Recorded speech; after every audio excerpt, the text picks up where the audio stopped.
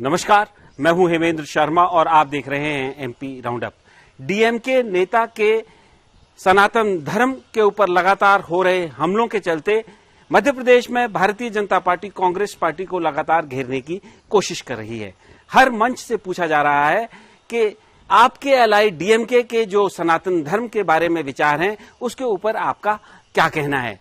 प्रदेश कांग्रेस अध्यक्ष कमलनाथ साफ कह चुके हैं कि सनातन धर्म हिंदुस्तान का धर्म है और भारत सनातनी देश है, लेकिन ये मामला रुकने का नाम नहीं ले रहा है और कहीं आने वाले चुनाव में इससे नुकसान न हो जाए, इसलिए कांग्रेस पार्टी एक नया शगुफा लेकर आई है। इंदौर के एक कांग्रेसी नेता अब घर घर जाकर गंगा जल बांटेंगे और जिस बोतल से ये गंगा जल बांटा जाएगा उस पर कमलनाथ और दिग्विजय सिंह के फोटो चिपकाए गए हैं।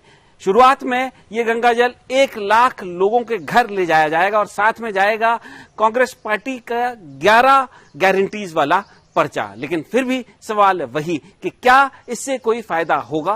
क्या मध्य प्रदेश में सनातन और गंगा जल चुनावी मुद्दा है और क्या भारतीय जनता पार्टी बार बार इस मुद्दे को उठा करके जो असली मुद्दे मध्य प्रदेश में चुनावों से पहले हैं उससे ध्यान भटकाने की कोशिश कर रही है? और इन तमाम सवालों पर बात करने के लिए हमारे साथ मौजूद हैं senior journalist mister Arun Dixit. Sir, आपका बहुत बहुत स्वागत है।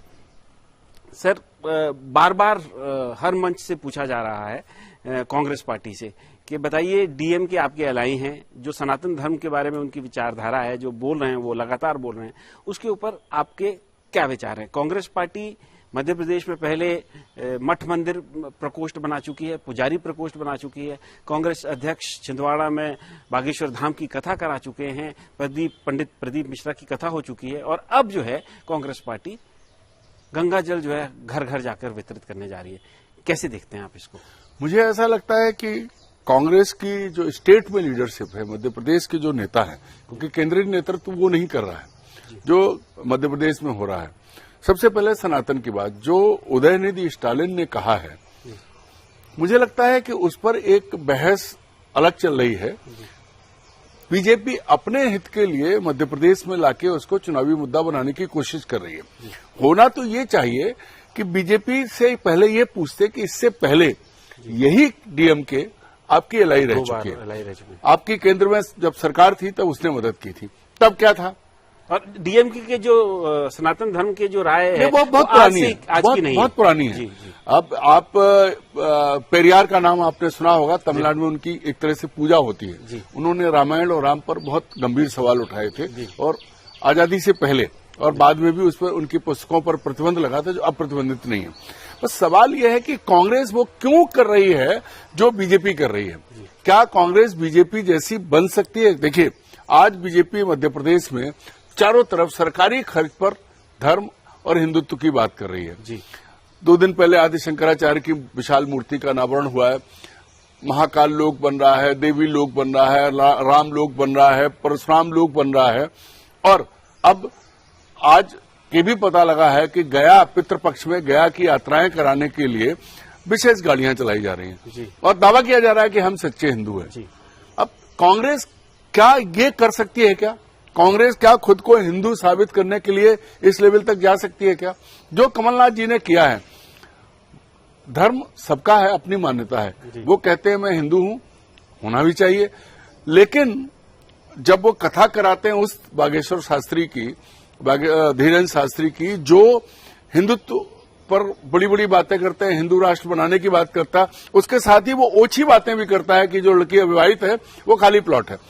ऐसे एक हल्की मानसिकता वाले व्यक्ति को लेकर के अगर बीजेपी आगे बढ़ रही है तो कांग्रेस उसे क्यों पकड़ रही है? कमलनाथ क्यों पकड़ रहे हैं? कमलनाथ से पूछा जाना चाहिए, क्योंकि वो बराबरी नहीं कर सकते। ठीक वैसे ही प्रदीप मिश्रा तरह तरह के ढोंग वो आगे बढ़ाता है। बीजेपी को ये ढोंग सूट करते हैं क्योंकि इनके पास लाखों लोग आते हैं। तो क्या मजबूरी है सर कांग्रेस की? यही सबसे बड़ा सवाल है कि कांग्रेस जिन मुद्दों पर उसे बात करनी चाहिए उन पर वो नहीं कर रही है। कांग्रेस को बात करनी चाहिए कि जो खरबों रुपया, अरबों खरबों रुपया मठ मंदिरों पर खर्च हो रहा है, वो अस्पतालों पर, स्कूलों पर, नए संस्थानों पर क्यों नहीं है? आप देखिए मध्य प्रदेश के मेडिकल कॉलेजों की हालत क्या है। नर्सिंग कॉलेजेस की हालत क्या है, इंजीनियरिंग कॉलेजेस की हालत क्या है, मूलभूत सुविधाएं कहां, इस पर कांग्रेस का जोर है ही नहीं। कांग्रेस उस पिच पे खेल रही है जो बीजेपी क्रिएट करती है। नहीं, मेरा आपसे सवाल यह है कि अगर जनता धर्म की अफीम चाट के बैठी है तो क्या आपको लगता है कि मंदिरों को छोड़कर के अगर colleges, medical colleges, nursing colleges या इंफ्रास्ट्रक्चर के बारे में कांग्रेस पार्टी बात करे जिसकी होनी चाहिए, क्या उसको वोट मिलेगा? देखिए, ऐसा नहीं है कि सभी धर्मांध है, ये लगातार प्रोवोक कर रहे हैं, एक तरफ की बात कर रहे हैं, लेकिन अगर आप दूसरा पहलू उसका बताएं, अगर जनता के बीच में जाके कहें कि जो पैसा आपकी तीर्थ यात्रा पर खर्च हो रहा है वो हमारे हिसाब से है कि बेटा अगर माँ बाप को तीर्थ यात्रा कराता है तो वो फलदायी होती है, दूसरा कोई करा रहा है उससे आपको क्या मिलने वाला, कुछ हजार रुपए में। लेकिन अगर यही पैसा आपके स्कूल में आता, आपके बच्चे को प्रॉपर पोषण आहार मिलता, आपके बच्चे की बेसिक शिक्षा अच्छी होती, ये चीजें बताने पर कोई भी आदमी ऐसा नहीं है जो राम का नाम लेके अपना बच्चे का भविष्य खराब करना चाहेगा। ये बता नहीं पा रहे हैं कांग्रेस को, जिन चीजों को जिन पर जोर देना चाहिए वो नहीं दे रही है, उल्टे बीजेपी की बी टीम बनकर उसी पिच पर खेलना चाहती है जिस पर बीजेपी खेल रही है, जो कांग्रेस के लिए संभव नहीं, कुछ भी कर लें। तो मतलब बीजेपी के ट्रैप में कांग्रेस फंस रही है मध्य प्रदेश लगातार। आप बताइए, गंगा जल, दुनिया जानती है कि गंगा इतनी पोल्यूटेड है कि अब उसका गंगा जल आचमन के लायक नहीं बचा है, सब मान रहे हैं।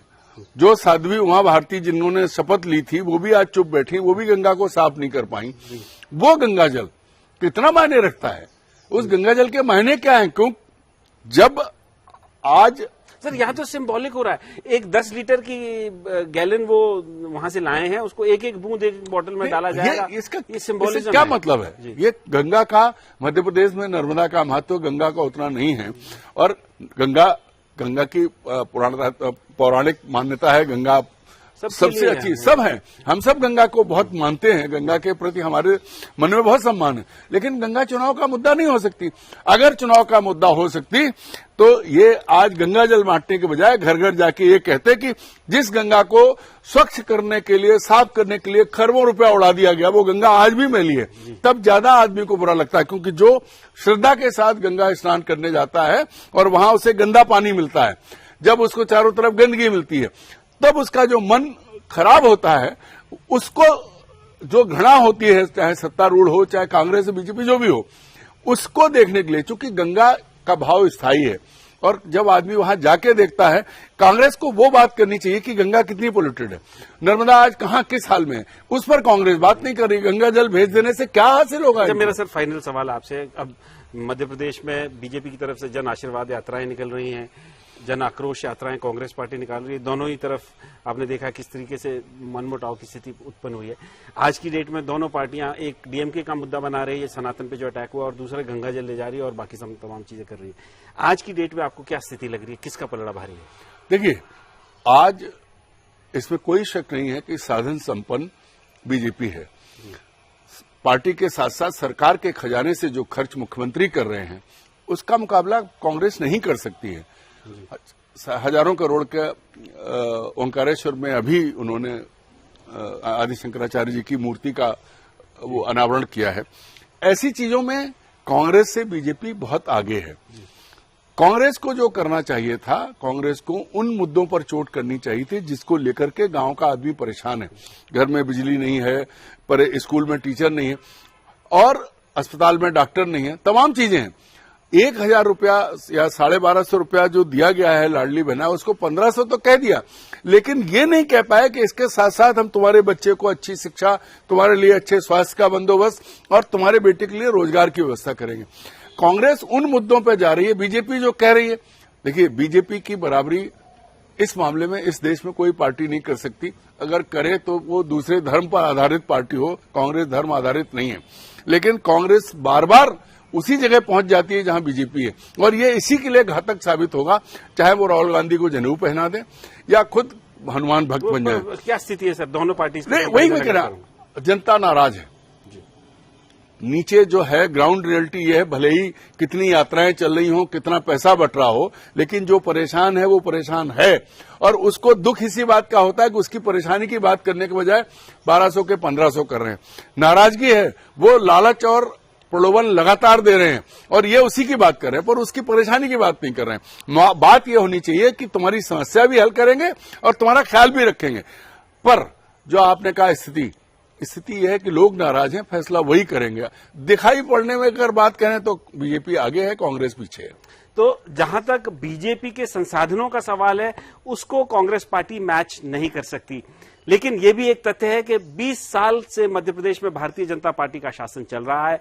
एंटी इनकम्बेंसी है, जो कि दिख भी रही है। पिछले दिनों जो मध्य प्रदेश में पंचायत चुनाव हुए, नगरीय निकाय के चुनाव हुए, उसमें जो रिजल्ट आए उसमें भी ये बात सामने आई। लेकिन जैसे कि अभी सर ने भी बताया कि कांग्रेस पार्टी जो है लगातार भारतीय जनता की पार्टी की पिच पर खेल रही है और जो वास्तविक मुद्दे प्रदेश के हैं उनको उठाने से बच रही है। जब तक जनता के मुद्दे कांग्रेस पार्टी नहीं उठाएगी, तब तक भारतीय जनता पार्टी को फाइट करना या उनको सत्ता से हटाना कांग्रेस पार्टी के लिए जरूर मुश्किल हो सकता है। एमपी राउंड अप में आज इतना ही। कल फिर मुलाकात होगी, तब तक के लिए थैंक यू, गुड बाय।